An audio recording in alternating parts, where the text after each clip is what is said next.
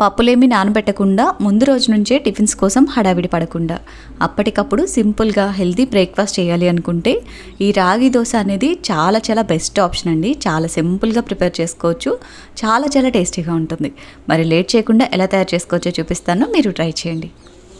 First అయితే 1 cup వరకు ఉప్మా రవ్వ తీసుకోండి. దీన్ని సుజీ రవ్వ అని కూడా అంటారు. అండ్ ఇందులోకి 1/2 కప్పు రాగి పిండి, 1 యూనో ప్యాకెట్ యాడ్ చేసుకోండి. యూనో ప్యాకెట్ ప్లేస్లో మీరు కావాలి అంటే 1/2 స్పూన్ వరకు బేకింగ్ సోడా కూడా యాడ్ చేసుకోవచ్చు. అండ్ తర్వాత 1 కప్పు పుల్లటి మజ్జిగ తీసుకోండి. ఇది మాత్రం మస్ట్ అండ్ షుడ్గా యాడ్ చేసుకోవాలి. ఈ మజ్జిగ మొత్తం కూడా చక్కగా ఇలా ఉప్మా రవ్వలో మిక్స్ అయిపోయేట్టు మిక్స్ చేసుకోవాలి. ఇలా కలిపేసేసి అట్లీస్ట్ ఒక 10 మినిట్స్ పాటు దీన్ని పక్కన పెట్టేసేయండి మూత పెట్టి. ఇది చక్కగా నానిపోయి ఉప్మా రవ్వ మజ్జిగ అంతా కూడా పీల్చేసుకుని ఈ విధంగా గట్టి పడుతుంది. ఇప్పుడు ఇందులోకి ఇంకొక కప్పు వాటర్ యాడ్ చేసుకుని అంతా కూడా మళ్ళీ ఒకసారి మిక్స్ చేసుకోవాలి. ఇక్కడ వాటర్ అనేది మీరు దోశ కన్సిస్టెన్సీ వచ్చేట్టు చూసి అడ్జస్ట్ చేసుకుంటూ పోసుకోవాలి.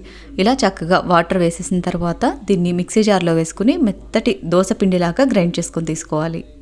ఇలా గ్రైండ్ చేసుకున్న పిండిని ఒక బౌల్లోకి తీసేసుకుని రుచికి సరిపడా ఉప్పు వేసి కలుపుకున్నారంటే మనకి దోశ బ్యాటర్ అనేది రెడీ అయిపోతుంది. మీరు కావాలి అంటే ఇందులోకి ఆనియన్, క్యారెట్, పచ్చిమిర్చి కూడా యాడ్ చేసుకోవచ్చు. బట్ నేనైతే ప్లెయిన్ దోశలే వేస్తున్నాను. అంతా కూడా ఇలా చక్కగా మిక్స్ చేసేసుకుని ఈ బ్యాటర్ తోటి డైరెక్ట్గా దోశలు వేసేసుకోవడమే. చూడండి, పిండి కన్సిస్టెన్సీ అనేది ఈ విధంగా ఉండాలి.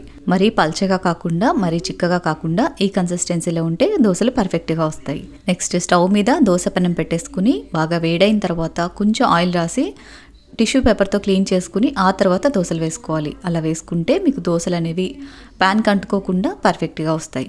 చూడండి, ఈ విధంగా పల్చగా దోశని స్ప్రెడ్ చేసేసుకుని ఒకవైపు కాలిన తర్వాత రెండో వైపుకి కూడా ఫ్లిప్ చేసుకుని రెండు వైపులా కూడా చక్కగా కుక్ అయ్యేట్టు కాల్చుకోవాలి.